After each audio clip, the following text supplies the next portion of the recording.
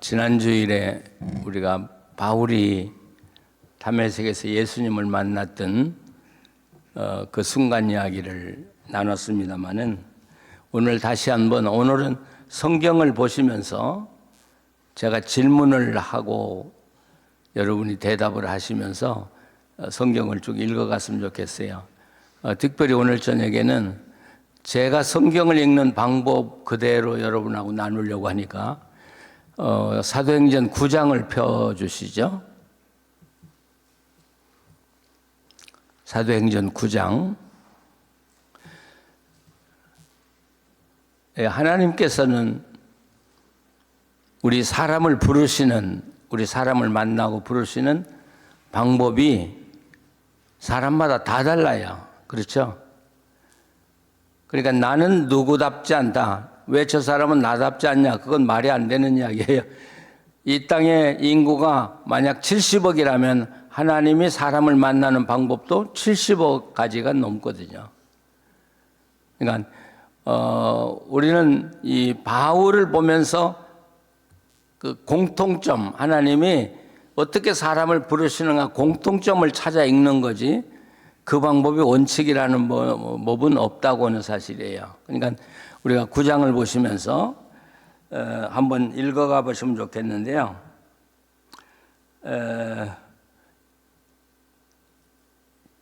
바울이 그 다메섹에 가면서 예수님 만났는데 예수님이 이 바울을 회심시키기 위해서 어떤 방법을 쓰셨는가, 누구를 사용하셨는가, 어떤 기적을 사용하셨는가 이런 것들을 우리가 한번 찾아봤으면 좋겠어요. 제일 처음에 바울이 보았던 건 뭐예요? 다메섹 가다가 아마 말을 타고 갔을 걸로 생각해요. 그런데 4절에 보면 그 3절 4절에 보면 어떤 놀라운 기적을 봤죠. 그래서 여기에는 자세히 써 있지 않지만 바울이 말에서 떨어졌을 것으로 봐요. 말에서 떨어져서 이렇게 쭉 뻗어진 거예요. 예. 왜 뻗어졌을까? 이 성경을 놓고 자꾸 질문하면 끝이 없잖아요. 바울이 만난 첫 번째 기적이 뭐예요? 3절에 길을 가다가 다메섹에 가까이 이르더니 호련히 하늘로부터 빛이 그를 둘러 비추는지라. 여기 하늘이라는 말을 강조하죠. 그러니까 강한 빛이 비쳤는데 이 빛은 하늘에서 온 빛이다. 그러니까 뭐하고 구별이 되는 거예요? 땅의 빛하고는 구분이 되는 거예요. 요즘으로 말하면 자동차 이 헤드라이트가 아무리 강해도 그 빛하고 비교가 되지 않는 하늘의 빛. 그래서 그 바울이 사내들인 공회 앞에 가서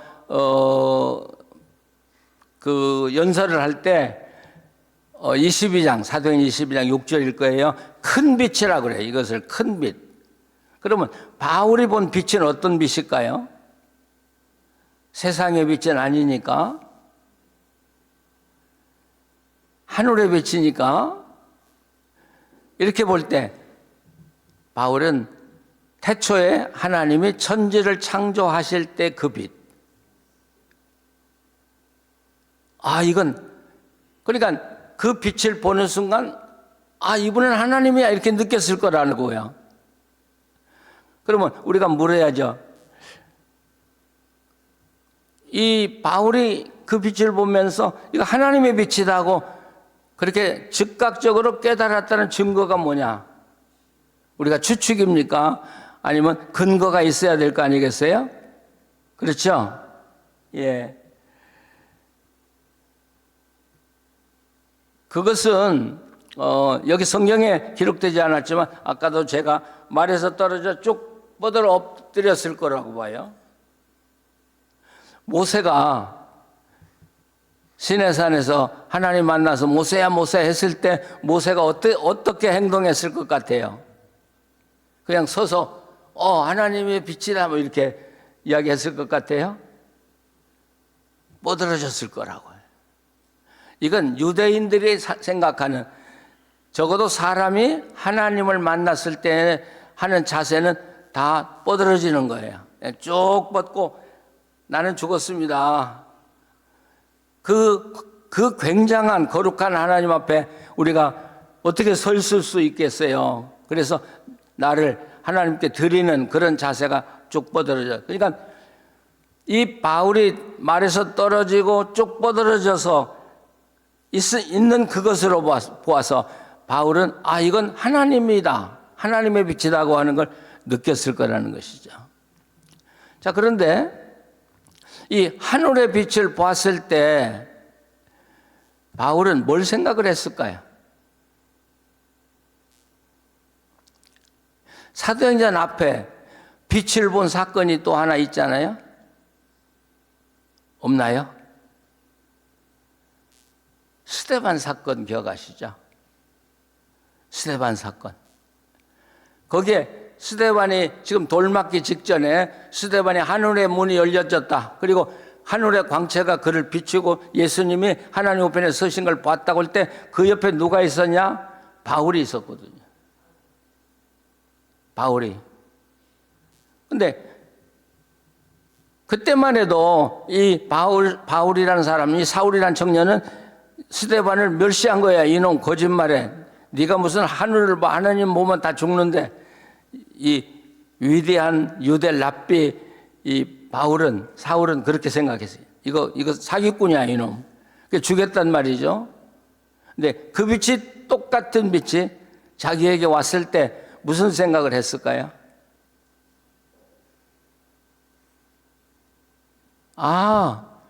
스데반이 사기꾼이 아니로구나. 내가 스데반이라는 한 인간을 죽인 게 아니라 하나님의 사랑받는 거룩한 한 사람을 죽였구나. 예. 그 순간, 그러니까 하나님은 그 빛 하나로 내가 하나님이다 그래서 사울을 포로로 잡으려고 하는 것만이 아니라 스데반을 거기에 세워가지고 죄 없는 스데반을 죽였다고 하는 걸 깨닫게 하고 그거하고 이렇게 이제 이 앞으로의 바울이 해나갈 일을 엮어가는 거예요. 우리가 이렇게 보면 바울이 그 큰 빛을 봤을 때 이 사울이라는 젊은이가 자기와 하나님과의 관계가 지금 맺어지기, 커넥트하기 시작하죠. 그렇죠? 하늘의 빛이 오면서 커넥트하기 시작해요. 그러면서 그 빛을 통해서 어디하고 다시 내가 커넥트가 돼요? 스데반하고 커넥트가 되는데 스데반은 누구예요? 예루살렘 교회의 교인이었단 말이죠. 그래서 이런 경우에 삼각형이 그려져요.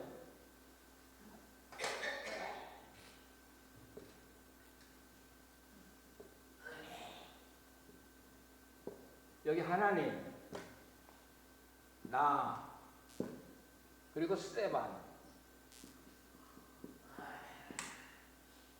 교회. 우리가 하나님의 부름을 받고 우리가 회심할 때 어떤 관계가 되냐면 적어도 이 세 가지의 관계가 형성이 돼요. 첫째, 하나님과 관계가 형성이 되죠. 그리고 나하고 교회하고 관계가 형성이 되죠. 그래서 하나님과 나와 형제들, 이게 기독교의 기본적인 프레임이에요. 근데 많은 사람들이 뭐 화가 나면 교회가 뭐가 어떻게 되니 난 몰라, 하나님하고만 난 사랑하면 되는데, 거짓말이야. 그건 안 되는 이야기예요. 교회가 아무리 어렵고 힘들고 아파도 그 아픈 교회를 붙들고 기도하면서 그걸 이겨내고 극복을 해야 하는 게 우리 크리스찬들이거든요. 난 교회 몰라, 난 하나님만 사랑하면 돼. 아니, 그런 사람은 하나님 절대 사랑하지 않아요. 이제 우리가 이런 관계로 이제 십자에 가서 베드로를 봐도 마찬가지죠.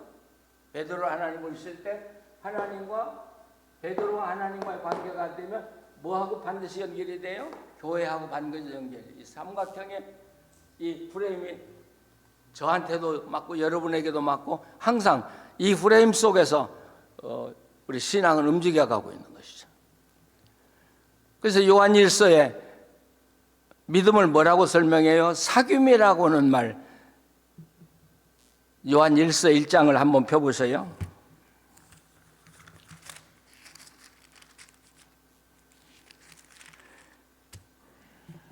요한 1서 1장. 예.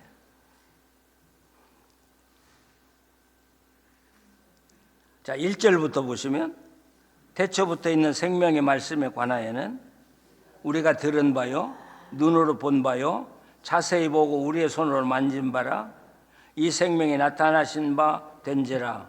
영원한 생명을 우리가 보았고 증언하여 너에게 전하노니 이는 아버지와 함께 계시다가 우리에게 나타나신 바 된 이시니라. 우리가 보고 들은 바를 너에게 전함은 너희로 우리와 사귐이 있게 하고 하미니 우리의 사귐은 아버지와 그의 아들 예수 그리스도로 더불어 누림이라. 예. 그렇죠. 여기 삼각관계를 반드시 그리고 있죠. 하나님과의 사귐, 그리고 성도와의 사귐. 그래서 우리를 하나님의 공동체로 불렀다는 건 바로 그 자체에서 하나님과의 관계가 형성되는, 예, 이 프레임에서 우리의 신앙은 항상 움직여가는 것이죠. 자, 바울은 빛을 보고 넘어졌을 때 또 뭘 봤어요? 뭘 들었어요? 소리를 들었어요. 누구 소리를 들었어요? 예수님의 음성을 들었어요. 예수님 음성. 지금 다메섹에 왜 가요? 거기 예수 믿는 사람 잡아다가 감옥에 넣으려고 좀 가는 거죠. 왜 예수 믿는 사람을 감옥에 넣으려고 그래요? 헛것을 믿는다 이거예요. 바울이 생각할 때 이게 거짓물이라는 거예요. 헛것에 속아가지고 거짓 믿음으로 살아가는 이들은 이 세상에서 씨를 말려야 된다는 거예요. 그러면 왜 거짓이라고 판단했냐?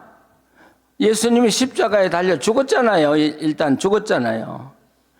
죽은 사람 살았다고 믿는 거짓 신도들, 이게 광신자라는 거죠.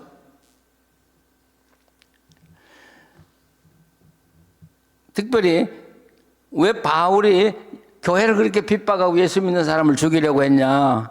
그건 신명기에 있는 나무에 달려 죽은 자는 저주받은 자라 할지니라는 그 토라의 말씀 때문에 그래요. 유대인들은 지금도 이 토라를 하나님하고 똑같이 대하더라고요.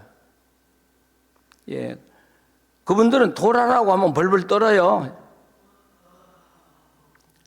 그 토라에 나무에 달려 죽은 자는 저주받은 자인데 저주받은 자를 하나님이라고 섬기는 이들을 가만둬요? 다 싹 쓸어버려야죠. 그렇죠? 이게 바울이 예수 믿는 사람, 특별히 교회를 핍박하고 박해한 첫 번째 근본적인 이유예요. 근데 그런 발상 어디서 나와요? 죽은 자가 어떻게 살아나느냐? 예수는 죽었다고 하는데 전제가 되는데 지금 예수님의 음성이 들리면서 너 왜 나 핍박하느냐? 그럴 때 바울은 뭐가 생각이 나요? 자기는 예수님이 죽은 줄 알았는데 여지껏 죽은 줄 알고 죽은 자를 믿는 이 광신도들 없애려고 그랬는데 아니 그분이 살아계시네. 근데 재미있는 건 그 빛이 스데반에게 임했는데 스데반은 죽었고 그 빛이 지금 자기에게 왔어요. 그럼 누가 죽어야 돼요? 누구 차례예요? 사울 자기가 죽어야 돼요. 그런데 그 예수님의 음성을 들어보니까 자기 죽일 것 같지가 않아. 그렇잖아요. 너 왜 나를 핍박하냐? 죽일 사람 같으면 그 소리 안 해. 그냥 팍 빛을 던져서 죽이든지 죽여버리지. 근데 너 왜 나 핍박하냐? 그건 뭔가 대화를 시도하는 거지. 예수님이 바울에게 너 왜 핍박하냐? 이유나 좀 듣고 싶다. 예. 이 사울이란 청년이 무슨 이유가 있겠어요? 그러니까 단지 물을 수 있는 건 당신 누구요? 몰라서 묻기보다는 이미 하나님인 줄 알았다고요. 그러나 이 바울은 확인하고 싶은 거예요. 당신 누구요? 그러니까 확실하게 주님이 증거를 대요.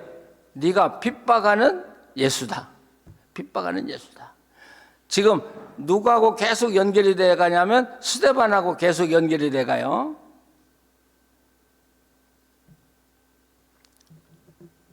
그런데 이제 우리가 성경을 이해할 때는 그 성경의 배경적인 역사, 신학을 이해할 필요가 있는데 그건 우리 평신도가 알기는 어렵겠지만 우리가 지난 주일에도 제가 이야기했습니다만 그 증인, 사람을 죽일 때 증인은 어떤 사람이라고요? 하늘나라에 갔을 때 하나님이 너 왜 내 종을 죽였냐? 그러면 대답할 확실할 이유가 있다고 가지고 있다고 하는 사람만 증인이 될 수 있다고 그랬죠.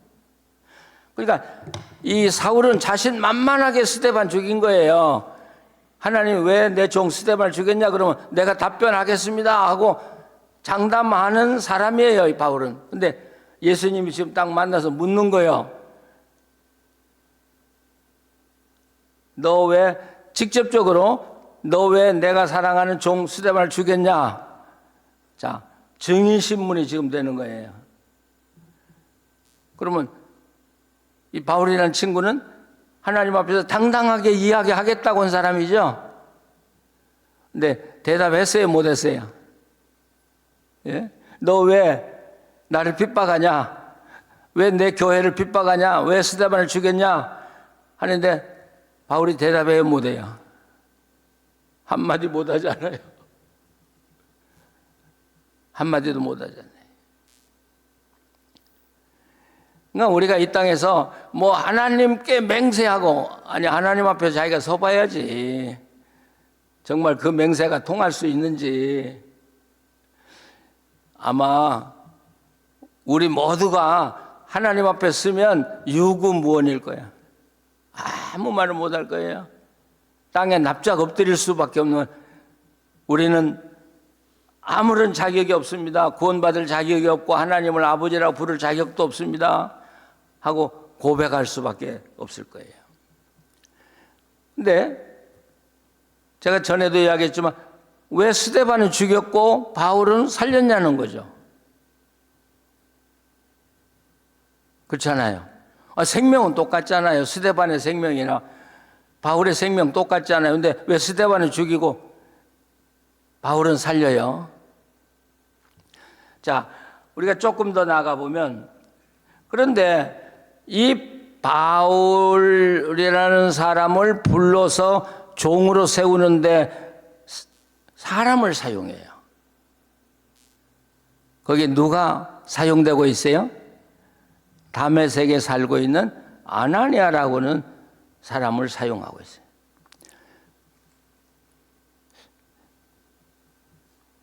그래서 이 사울의 눈이 어두워가지고 그 밤낮 아무것도 먹지 못하고 죽은 사람이에요. 그런데 아나니아가 이 안수를 함으로써 눈이 떠지게 하고 성령의 충만함을 받는 거죠. 근데 이 아나니아가 하나님이 그 이야기하실 때 반항하잖아요. 그 사람이 우리 기독교인들을 핍박하고 죽였다고 내가 들었는데 그런 사람 어떻게 받아들일 수 있습니까? 하고 항의하잖아요, 아나니아가.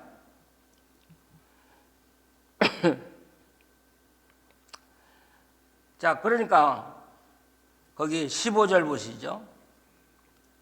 주께서 이르시되 가라. 이 사람은 내 이름을 이방인과 임금들과 이스라엘 자손들에게 전하기 위하여 나의 택한 그릇이라. 그가 내 이름을 위하여 얼마나 고난을 받아야 할 것을 내가 그에게 보이리라 하시니, 아나니아가 떠나 그 집에 들어가서 그에게 안수하여 이르되, 형제 사울아, 방금 전까지 바울과 아나니아는 원수예요. 그렇잖아요?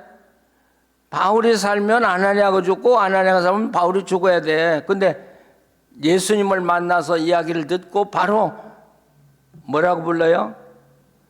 내 형제 사울아. 여기 하나님과 나와의 관계만 있는 줄 아는데 하나님과 나와의 관계는 반드시 교회 관계와 연결된다는 사실. 그래서 나의 형제 사울아. 그래서 내가 오는 길에 나타나셨던 그 예수가 나에게도 나타나셨다.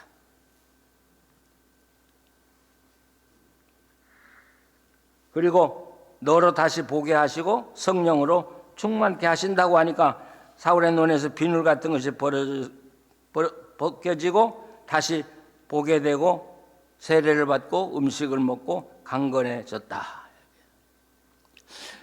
왜 사울이 하나님의 부름을 받는데 증인이 필요할까? 아나니아가 필요할까? 그냥 그 자리에서 뭐 눈 먼 거 고쳐주시고 사울 감동해서 제자로 부르셨고 그럼 됐잖아요. 근데 아나니아가 왜 필요할까요?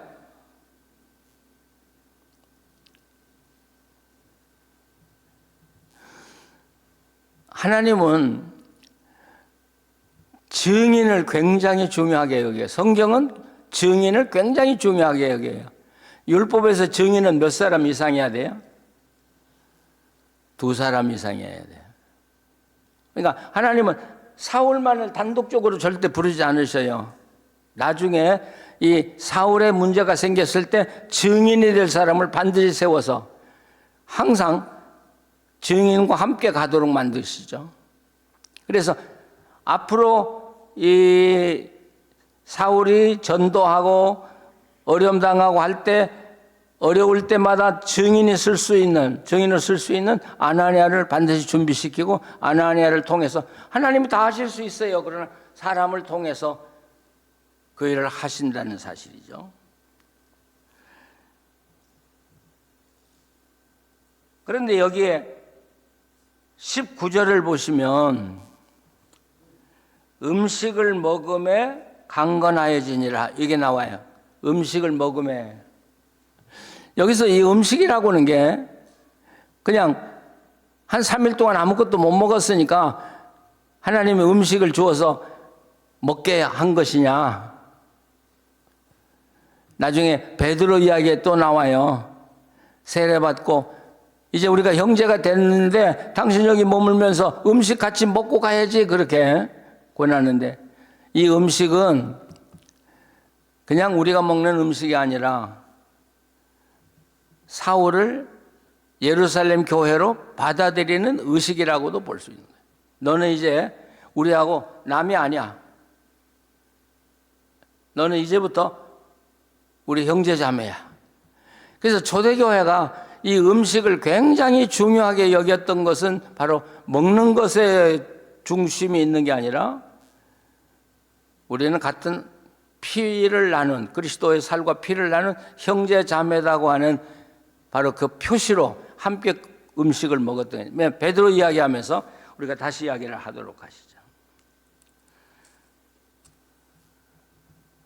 하나님이 이 바울을 안 죽이는 이유가 뭐예요? 살려둘 이유가 뭐예요? 사명이에요. 무슨 사명이에요? 이방에 복음을 전하라고 하는 사명. 근데 지난 시간에도 이야기했지만 그 사명을 처음 느끼고 받은 사람이 누구냐? 스데반이라고 해요. 스데반이 해야 될 일이에요. 근데 스데반이 죽었으니까 바울은 2사람의 목을 살아야 돼요. 자기 사명도 감당해야지만 스데반의 사명도 감당해야 되고. 그러니까 이 바울은 항상 2 어깨에 2 짐을 지고 살았어요. 거기에 예수 그리스도의 짐까지를 짊어져야 돼요.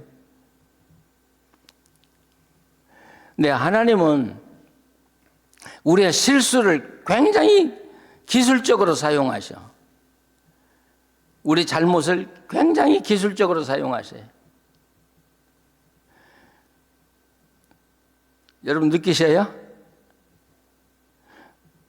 예, 내가 어떤 사람을 하고의 어떤 인간관계 갈등을 느낄 때 하나님은 나한테 뭐라고 그렇게 말씀하지는 않지만, 야 이놈아, 그보다 더한 건 내가 용서해 줬잖아. 근데 그걸 용서 못해? 꼭 그러시거든요. 그럴 때마다 우리는 이유 없이 굴복할 수밖에 없어요. 예, 그렇습니다. 나 같은 게 입이 10개라도 무슨 말을 할 수 있겠습니까? 무슨 변명을 할 수 있겠습니까? 예. 그래서 하나님은 내 약점을 통해서 나를 거룩하게 만들어 가시고 하나님의 예수 그리스도를 닮아가게 하고 하나님의 자녀로 살게 만드시는 명수셔요. 그래서 우리가 성령이 우리를 어떻게 인도하시냐 그런 이야기 합니다만 바로 그게 성령의 음성이야. 야 이놈아, 내가 너를 어떻게 사랑했는데, 내가 너를 어떻게 용서했는데 너는 그렇게 형제의 잘못 하나를 못해? 그럴 때마다 우리는 또 죽고 또 죽고 그러면서 십자가 앞으로 가까이 가는 거 아니겠습니까? 바울에게는 엄청난 짐을 지어주신 거예요. 그러니까 이제 우리가 모르긴 해도 바울이 주의 일하다가 힘들어서 주님 모르겠 이건 못하겠습니다. 그러면 너 스데반 죽인 놈 아니야? 스데반이 해야 할 일을 스데반 죽였고 이제 네가 해야 되는데 스데반 죽여놓고 넌 못한다고 그래? 아마 그런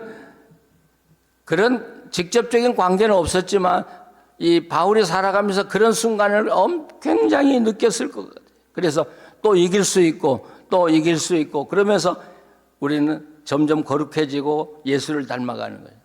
그러니까 성공도 사용하고 잘한 것도 사용하지만 잘못하고 실수하고 범죄한 것도 하나님은 아름답게 사용하셔요. 우리를 하나님의 자녀로 만들어가는, 우리가 그 장면을 이 다메섹 사건에서 볼 수가 있는 것이죠. 자, 넘겨요. 이제 10장으로 넘어가셔서 고넬료 이야기가 나오죠. 그런데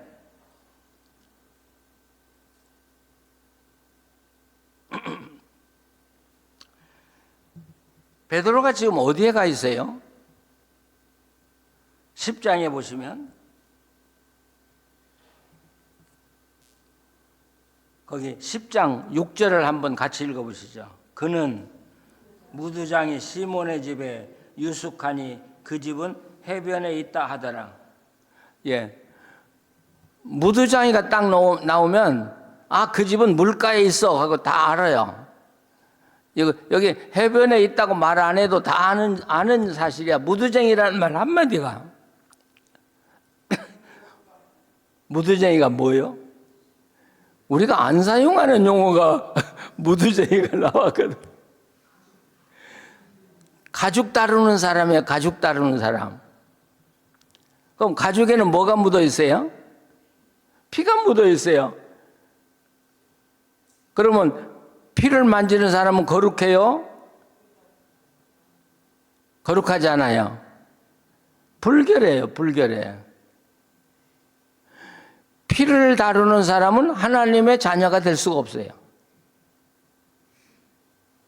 그리고 경건한 사람은 이 피를 다루는 사람들하고 같이 접촉하면 안 돼요.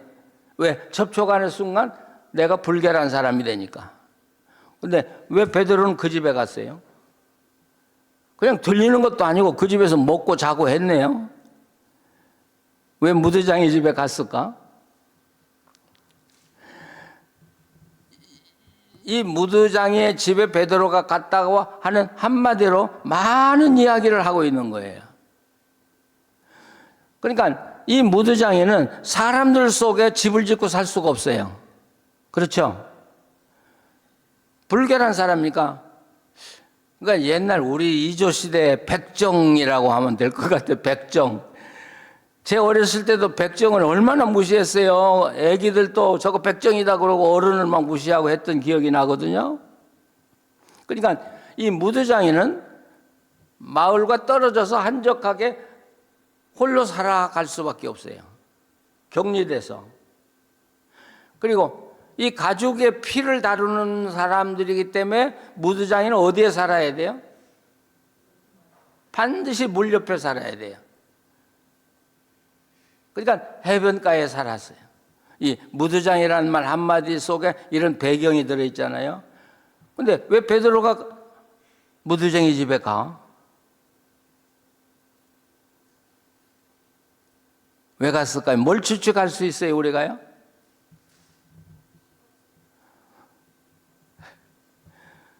무두쟁이가 언제 어디서 예수님을 만나고 예수를 믿었는지 몰라도 이 무두쟁이는 크리스찬이었다. 크리스찬이었다.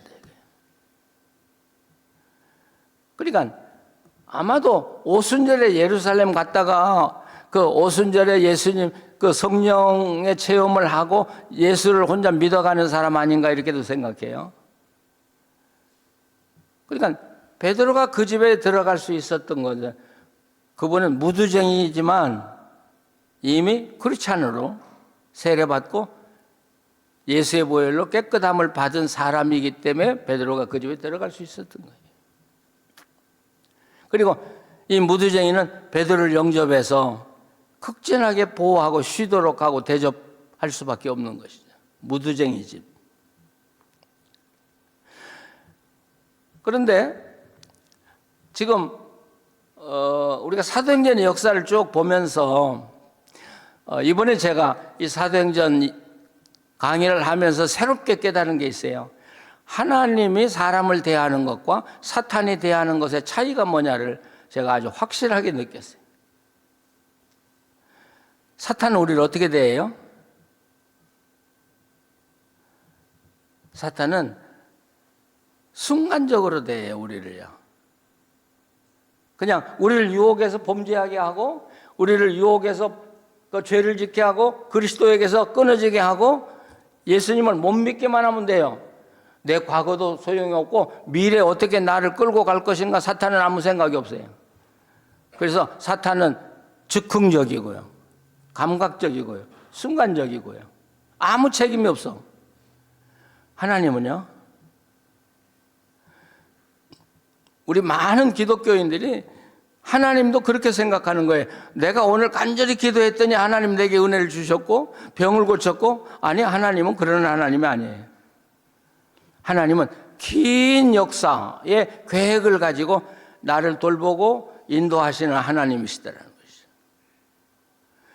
그래서 우리는 한순간 한순간이 정말 귀한 거예요. 왜? 하나님의 계획이 그 속에 다 들어있기 때문에. 그래서 우리는 기도할 때 하나님께 항상 물을 필요가 있어요. 하나님, 지금 하나님이 저를 어디로 인도하시는 겁니까? 그렇게 기도하셔요? 하나님, 제가 어디로 가야 합니까, 지금? 예. 확인할 필요가 있어요. 그럼 우리가 바울, 스데반을 봤습니다만은 바울을 언제부터 하나님은 계획이 있었어요? 스데반을 만날 때부터 계획이 있어요? 아니요. 그러나 그 전부터, 바울을 태어나기 전부터 바울에 대한 계획을 세우고 훈련시키고 앞으로 이 바울을 회심시켜서 주의 복음을 온 세상에 전하 일꾼 삼으려고 하는 그 로드맵을 가지고 인도해 오시잖아요. 그래서 하나님은 우리를 한순간 보고 대하고 은혜 주고 뭐 잘못하면 취소하고 하는 하나님이 아니고, 나를 선택하시고요, 나를 목사 만들려고 필요한 훈련을 다 시키시고요, 제가 잘못하고 범죄하면 하나님의 계획이 무너지잖아요. 근데 나는 모르잖아요. 우리가 자녀 길러봐도 그러잖아요. 우리 자녀를 이렇게 기르기를 원하는데 자녀들이 딴 길로 나가면 부모가 얼마나 속상한 거예요. 바로 그때 성령이 말할 수 없는 탄식으로 우리를 위해 기도한다는 말이 바로 그 이야기예요. 나를 쓰고 싶은 거예요. 지금 이쪽에 하나님의 계획이 있는데 내가 딴짓하고 있어요. 그걸로 갈 생각을 안 해요. 그럴 때 성령님은 탄식하면서 기도하고 계십니다. 그 기도 때문에 내가 살아나고 다시 일어나서 하나님 앞에 걸어갈 수 있고 그 일을 감당할 수 있다는 사실이죠. 그러니까 지금 우리가 이렇게 성경 공부하고 우리가 예배 드리는 게 순간 아니에요. 내 인생의 역사의 과정의 한순간이에요. 이게 이어지면서 내가 미래가 열려지는 거지, 아무것도 없는데 갑자기 미래가 열려져요? 미래가 갑자기 축복으로 와요? 아니요, 그런 일은 없어요. 그래서 우리는 하나님과 순간순간 살아가는 순간이 얼마나 소중한지 모르는 거예요. 저도 참 부족한 사람이에요. 약점도 많고 추한 면도 많고. 근데 하나님은 그런 사람을 당신의 일꾼으로 만들기 위해서 얼마나 노력을 하시고 계세요. 얼마나 참고 인내하셔요. 예, 승진하면 한번 쥐어박았으면 좋겠는데 쥐어박지도 못할 것이고, 예. 그러면서 기다려 주시고. 그래서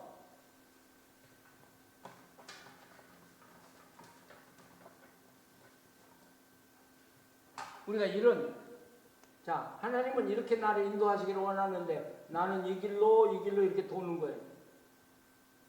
그럴 때 성령님이 이걸 보면서 지금 얼마나 바쁜데 탄식하며 기도하실 거라고. 그래서 다니엘서에서 사람을 옳은 길로 인도하는 자들은 하늘의 별과 같이 빛나리라고 하는 말씀이 다니엘서 마지막에 나와요. 이럴 때 우리가 이 사람을 찾아가서 권고하고 이분이 하나님의 길을 찾아가도록 했다고 하면 성령이 얼마나 나를 기뻐하시겠냐는 거죠. 우리 성도들이 서로 돕고 권고하고 또 용기를 주어서 다시 일어나서 살아가게 할 때.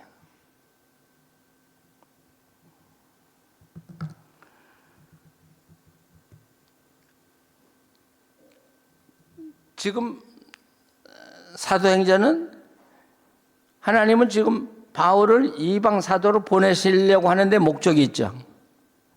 지금 그 과정을 지금 가고 있는 거예요. 그 어려움과 힘들고 고통스러운 걸 다 이길 수 있는 종을 만들어 가는데 지금 필요한 과정이 이 과정이에요. 이 과정 없으면 바울이라는 일꾼 태어나지 못해요.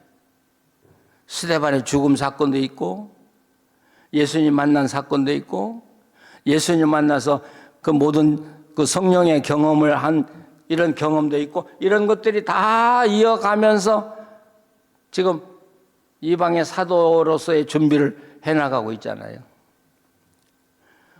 그래서 바울이라는 이제 이방 전도의 선교에 아주 중추적인 역할을 할 일꾼을 하나 마련해 놨어요. 그 다음에 그러면 누구를 움직여야 돼요? 자, 일꾼은 준비됐어요. 예, 일꾼은 준비가 됐어요. 그러면 누구를 움직여야 돼요? 예루살렘 교회를 움직여야 돼요. 예, 바울이 아무리 자기가 하나님 만났다고 해도 교회가 받아들이지 않으면 바울은 일 못해요. 그러니까 예루살렘 교회를 움직여야 되는데 예루살렘 교회를 움직이려면 누구를 움직여야 돼요? 베드로를 움직여야 돼요. 그래서 이 사도행전 9장에 바울 준비하고 10장에 베드로를 다시 깨우치게 해서 예루살렘 교회가 변화되도록 하고 바울의 선교를 돕도록 준비시키는 과정이, 여러분 성경이 눈에 보이듯 지도가 보이죠? 그렇죠? 그런데 아무 생각을 해보세요. 베드로도 그 유대 크리스찬이거든요. 율법을 굉장히 중하게 여기는 사람이거든요. 그러면 유대인의 입장처럼 베드로도 누구를 싫어하고 경계해야 되냐면 바로 이 무두쟁이 집에 가면 안 돼요. 그렇죠? 근데 베드로가요, 자기도 의식도 못한 새 무두쟁이 집에 앉아 있네. 그러면 이미 베드로 속에 이 정결과 이 퓨리티, 임퓨리티, 정결과 불결의 경계는 무너졌잖아요. 베드로 속에. 그렇죠? 예. 그게 얼마나 엄청난 일인데 베드로 속에 인간을 정결하고 불결하게 나누는 그 율법이 무너져 버린 거예요. 자기가 벌써 무너뜨리고 예수님 삭가의 집에 들어가듯이 자기가 앉아 있는 거예요. 그러니까 보세요. 성령님이 이 베드로를 인도해서 그 정결과 불결을 무너뜨리는 자리까지 안내해서 베드로를 딱 앉혀놓고 그 다음에 이것을 예루살렘 초대교회로 연결시켜 가는데 누구를 쓰냐? 고넬료를 쓰는 것이죠. 그런데 성경에 이제 사도행전에 보면 경건한 자라는 말이 많이 나와요. 이 고넬료는 경건한 사람이에요. 구제도 많이 하고. 여기서 경건이라는 말이 무슨 뜻이에요? 우리처럼 찬송가 끼고 교회 가서 예배 잘 드리고 기도도 열심히 하는 사람? 그게 경건이에요? 또 하나님이 쓰시는 사람 또는 이 바울이 선교 여행을 다닐 때 만나서 그 전도에서 회심한 사람들을 경건한 자라고 그러는데 이 경건한 자라고 하는 사람들은 어떤 사람이냐는 거죠. 이 경건한 사람은 아직 유대인이 아니에요. 유대로 개종한 사람이 아니에요. 기독교로 개종한 사람도 아니에요. 그냥 이방에서 그냥 살고 있는 거예요. 그런데 자기 속에 혼자서 하나님을 영접하고 살아가는 사람이에요. 나 하나님 너무 좋아. 하나님 믿고 싶어. 근데 유대교회 아직 들어가고 싶지 않아. 아직 기독교에도 들어가고 싶지 않아. 망설이는 사람, 이런 사람들을 퍼스펙티브 크리스찬이라 그래요. 퍼스펙티브예요. 가능성이 있는 사람. 야, 하나님은 사람을 너무 기가 막히게 봐. 아무나 부르지 않아요, 여러분.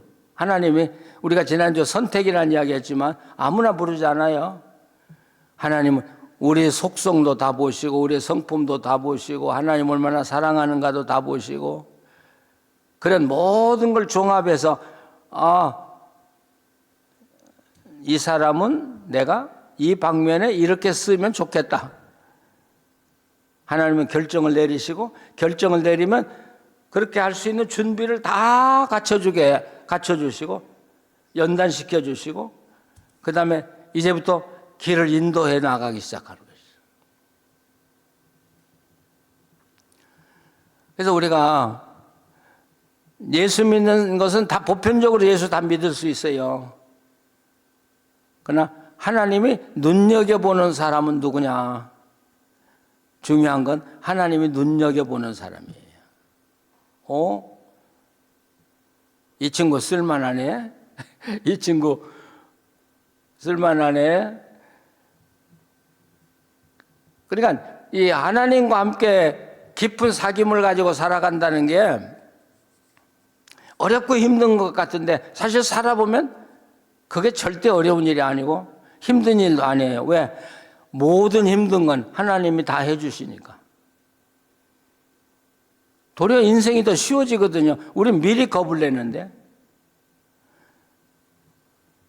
지금 연세가 다 많으셔도 하나님 지금이라도 저 하나님 쓰임 받고 싶습니다. 믿으세요? 그 기도 하세요. 하나님 지금 제 나이도 하나님 쓰임 받고 싶습니다.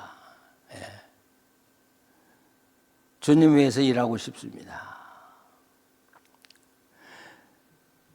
그렇게 간절히 사모하고 기도하는 사람을 주님은 또 선택을 하시고 또 그들을 또 쓰시고 그래서 제가 어제도 지난주에도 하나님과 우리의 신앙은 상호작용이라고 그랬죠. 십자가를 통해서 예수님이 보혈을 흘려주시고 우리가 믿고 믿으면 또 우리를 의롭다고 반갑다고 의롭게 받아주시고 우리가 의로운 사람으로 살면 우리를 또 영화롭게 해주시고 우리에게 필요한 은사를 주시고 그래서 하나님 주시고 내가 따라가고 하나님 주시고 내가 따라가고 하나님 주시고 그러면서 이 상호작용이지 하나님하고 아무 관계없이 나만 믿습니다. 하나님 나 사랑합니다. 여러분 그게 아니에요. 신앙은. 상호작용.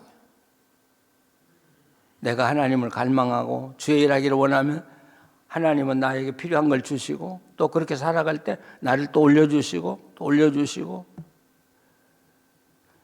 그래서 이 땅에 하나님의 인물들이 태어나고 살아가는 거예요. 자, 우리가 여기서 하나 또 이야기를 나누고 싶은 것은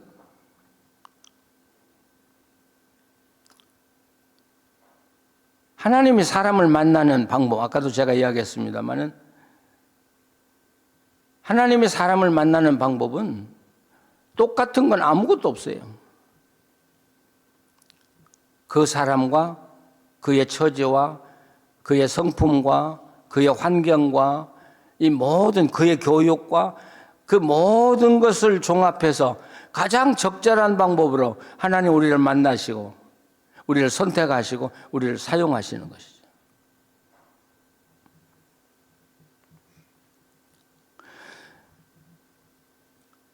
우리가 종종 이런 이야기 하죠. 이런 질문을 던지죠.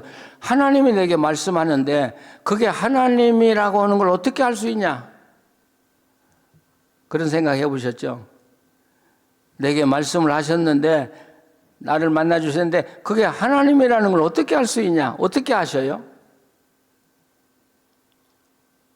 하나님인 걸 어떻게 아셔요?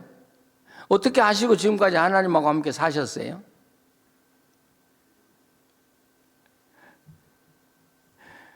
근데 저는 이렇게 대답, 야, 우리가 하나님의 음성을 듣고 어떻게 구분해? 그것처럼 어려운 게 없어. 그러지만 저는 반대예요. 하나님은 하나님이 내게 말씀하셨다고 하면 의심할 겨를도 없고 이게 하나님의 음성이냐 아니냐 따질 것도 없고 그냥 듣는 순간 아 이분 하나님이야 이렇게 믿어지는 거예요. 내가 탐구해서 아는 게 아니고 조사해서 아는 게 아니고 다른 사람들이 어떻게 만났는가 연구해서 아는가 그거 다 필요 없어요. 그냥 하나님이 내게 말씀하시면 그냥 하나님 하고 그냥 직감적으로 느끼는 거예요. 직감적으로 느끼는 거예요.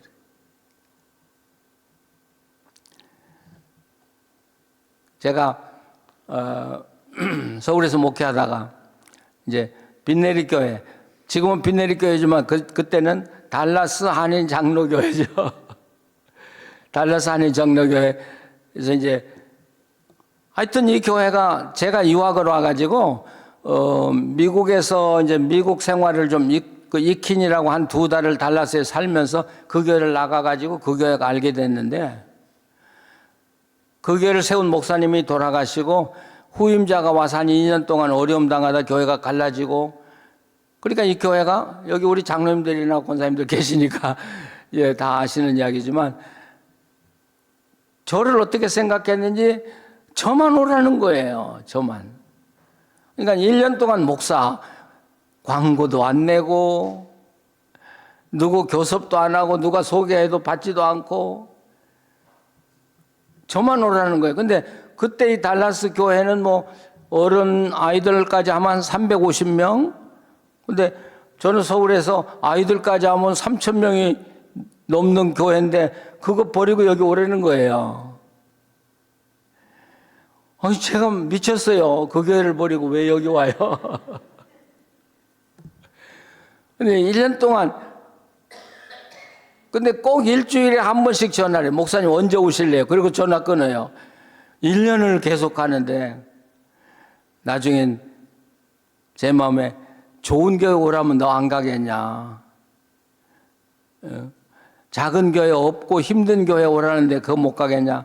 그래서 고민하다가 제가 하나님께 기도했지. 하나님 최종적으로 어떻게 하면 좋겠어요? 미국 가야 합니까?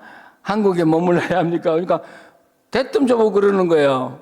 하나님이 나는 너 미국 가도 좋고 한국에 있어도 좋고 50% 50%야.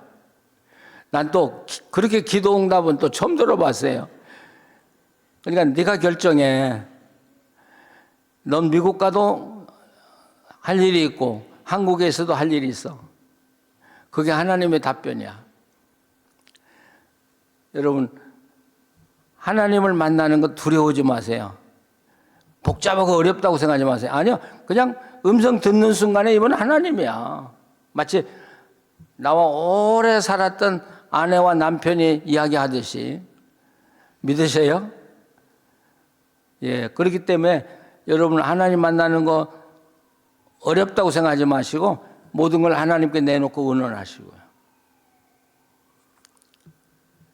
그러면 내가 준비만 되면 하나님은 즉각 우리에게 오셔서 우리에게 말씀을 나누시거든요. 자, 고넬로 이야기하다가 또 한참 나갔네요. 하나님은 고넬로를 선택한 거예요. 그때 유대 나라는 로마 속국이잖아요. 그래서 총리 관저가 어디에 있었다고 생각해요? 총리 관저가 예루살렘이에요? 가이사라예요? 그러면 헤롯 궁궐은 어디에 있었어요? 예루살렘에 있었어요? 아니면 가이사라에 있었어요? 가이사라에 있었어요. 그래서 가이사라는 거기는 로마의 뭐라고 표현해야 돼요? 특별시같이 조성된. 그래서 헤롯도 거기 있었고요. 총독도 거기 살고요. 그래서 중요한 일을 결정할 때 예루살렘에 가서 결정을 하고 돌아오고, 바로 이 고넬로는 그 총독 밑에 군대를 거느리고 있는 굉장히 끝발 좋은 장교거든요. 예. 근데 그가 하나님을 갈망하니까 하나님이, 야, 지금 무두쟁이 집에 베드로가 지금 기도하고 있을 것이다. 사람을 보내서 베드로를 초청을 해라. 그래서 이제 이 고넬로가 자기 부하들을 시켜서 베드로를 초청하지요. 다른 때 같으면 베드로는 그 부름에 응해서 거기 갈 이유가 하나도 없었을 거예요. 근데 지금 베드로 마음도 반쪽이 달라졌어요. 벌써 무두쟁이 집에 간 것 자체가 지금 벌써 율법이 무너졌잖아요. 정결과 불결이 무너졌잖아요. 이 정결과 불결이라는 건 유대인과 이방인을 구분하는 방법이거든요. 근데 그게 무너졌다는 건 유대인과 이방인의 경계가 무너졌다는 이야기예요. 바로 그 찰나 하나님은 놓치지 않고 고넬로의 부하들을 보내서 초청을 하는데, 옛날 같으면 안 가요. 이방인 집이니까. 근데 지금은 가요. 왜? 성속이 무너졌으니까. 뭐 하늘에서 내려온 짐승 같은 것도 있고 그러지만, 예. 그런데 그 베드로가 이제 초청을 받고 이 고넬로의 집에 가니까 고넬로와 군대 뭐 동료들이라든지 사람들이 다 모여서 베드로의 설교를 듣기를 원하는 것이죠. 준비하고 있는 것이죠. 그러니까 여러분, 하나님은 아까도 제가 전에도 얘기했지만 쌍방, 베드로 준비시키고 고넬로 준비시켜놓고 두 사람 만나게 하고 두 사람 통해서 베드로의 설교를 듣게 하고 거기서 성령의 역사가 일어나게 하고.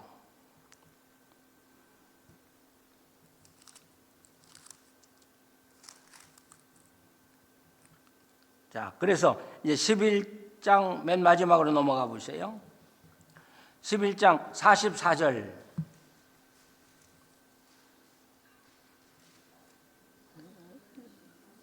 아, 10장 44절이네요. 예, 10장 44절. 한번 48절까지 천천히 읽어 보실까요?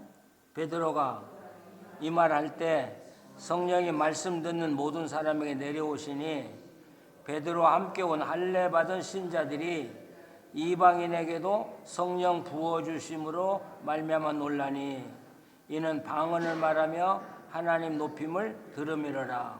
이에 베드로가 이르되 이 사람들이 우리와 같이 성령을 받았으니 누가 능히 물로 세례 베품을 금하려 하고 명하여 예수 그리스도의 이름으로 세례를 베풀라 하니라.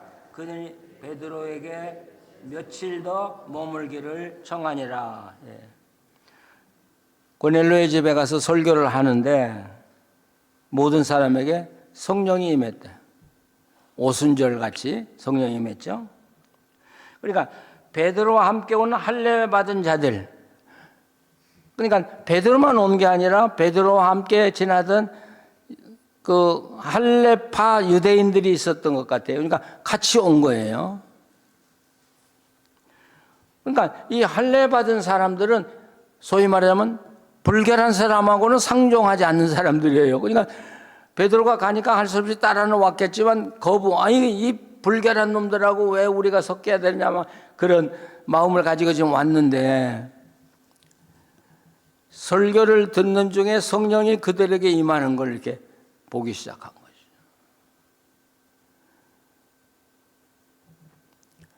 우리 교회에서 가장 소중한 게 뭐예요? 내 의견이나 내 결정이 아니라 성령이 우리를 이끌어 가신다고 하는 사실. 그러니까 우리가 뭐 서로 어떤 의견을 놓고 아교를 하고 논쟁을 하고 할 수도 있어요. 그러나 정말 성령의 사람은 하나님의 성령이 우리에게 임하고 개입한다면 우리는 다 손을 놓고 성령이 어디로 인도하는가를 그대로 받아들이고 따라가는 거예요. 이게 크리스찬이에요. 내 고집도. 뭐 제가 언젠가도 농담했습니다만 노예 가면 목사님들끼리도 싸움 많이 하고 장로님들하고 목사들하고도 싸움 많이 하거든요.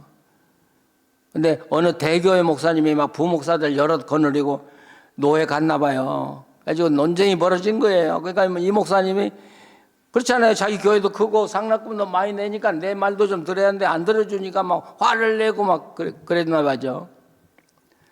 예, 너무 격양이 되니까 부목사 한 사람이 그 담임 목사 잡아다녔대. 목사님 하나님이 보셔요. 그러니까 하나님이고 나발이고 나도 할 말 좀 다 하고 살아야 돼. 예, 아니 그렇지. 아무리 우리가 격해도 성령님이 이 자리에 개입하시고 우리에게 말씀하신다 그러면 우리는 다 손을 놓고 엎드려서 그분의 음성을 듣고 나하고 아무리 반대가 되고 내가 싫어하는 일이라도 그분이 원하는 거라면 우리는 다 아멘하고 순종하는 게 그게 크리스찬이라고요. 그게 성령의 사람이에요. 내 멋대로 다 해놓고 내가 성령 뜻대로 살았습니다. 거짓말하지 마요. 우리는 언제든지 내 사고와 내 생각과 내 결정을 포기할 줄 알아야 돼요. 이게 크리스찬이에요. 하나님 그렇습니다. 주님이 원하신다면 전 다 내려놓겠습니다. 다 포기하겠습니다. 나 그대로 따라가겠습니다. 지금 오늘 교회들도 그렇고 사회적으로도 문제가 뭐예요? 자기 생각은 죽어도 변질되지 않으려고는, 포기하지 않으려고 하는 것이 문제잖아요. 그러니까 밖에 터져라고 싸움하는 거죠. 뭐 국회 가도 싸움하고 교회 가도 싸움하고 이게 무슨 크리스찬이라는 것이.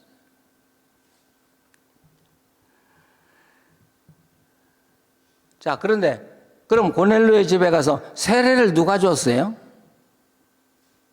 거기에 베드로의 설교를 듣고 감동을 받고 성령의 감화를 받은 사람들에게 세례를 베풀었는데 누가 세례를 베풀었어요? 누가? 베드로가? 따라온 사람들이?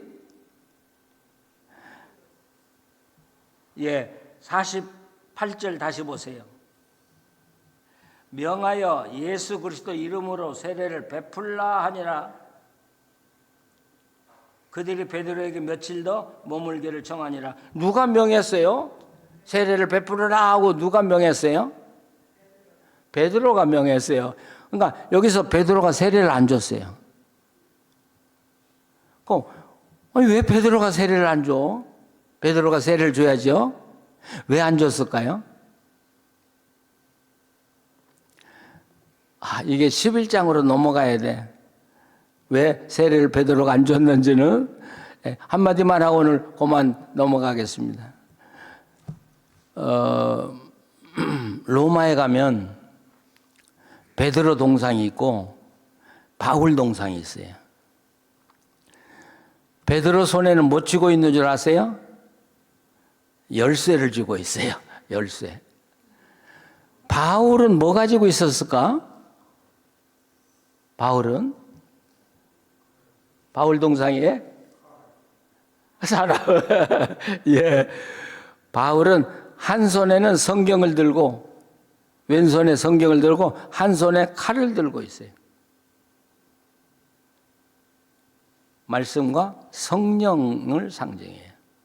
바울은. 어떻게 보면 우리가 바울서를 읽어보면 바울의 핵심은 말씀과 성령이에요.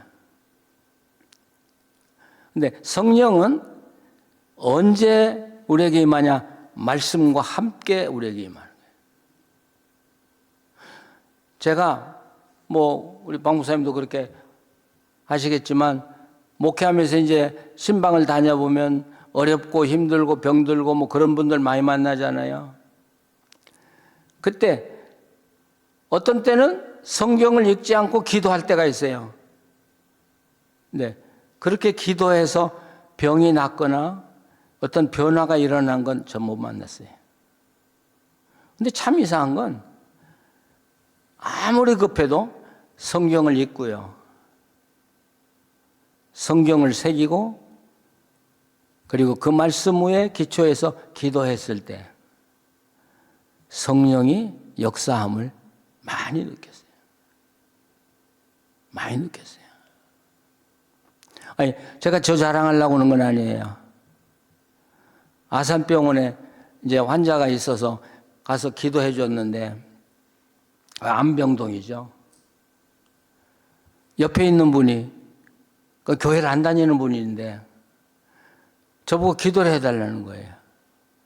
그래서 뭐라고 하냐면, 목사님 기도 음성을 들으면서 뭔가 힘을 느꼈다는 거예요. 예. 자, 그럴 때 그분에게 성경을 읽고 기도해 줘야 될까요? 아니면 힘을 느꼈다니까 그냥 손을 얹고 막 기도하면 될까요? 절대 필요한 게 말씀이에요. 그분에게 하나님 말씀을 먼저 들려주고 이 말씀을 믿냐 확인시켜주고 기도해 줬을 때 그분 살았는지 죽었는지 잘 모르겠지만 아마 그분이 굉장히 감격스러워 했던 것은 제가 느껴요. 말씀. 그래서 우리가 지금 이 성경 공부하는 게 이게 그냥 성경을 알기 위해서 공부하는 거 아니에요. 이 말씀을 통해서 하나님을 많이 알게 되죠. 그리고 하나님께 가까이 가게 되죠. 그리고 좀 나가면 하나님 만나고 싶고 하나님 도움받고 싶죠. 바로 그때 기도가 필요한 것이죠. 그러면 성령님의 응답과 함께 하나님 우리 기도를 응답해 주실 때 우리는 바로 성령님의 기적을 체험하게 되는 것이죠. 그래서 바울이 한 손에 성경, 한 손에 성령의 검, 예, 이게 기독교의 핵심이더라는 거죠. 말씀을 이렇게 늘 사모하는 우리 성도들 정말 감사합니다. 예, 집에서도 시간 있는 대로 성경을 읽고 묵상을 하세요.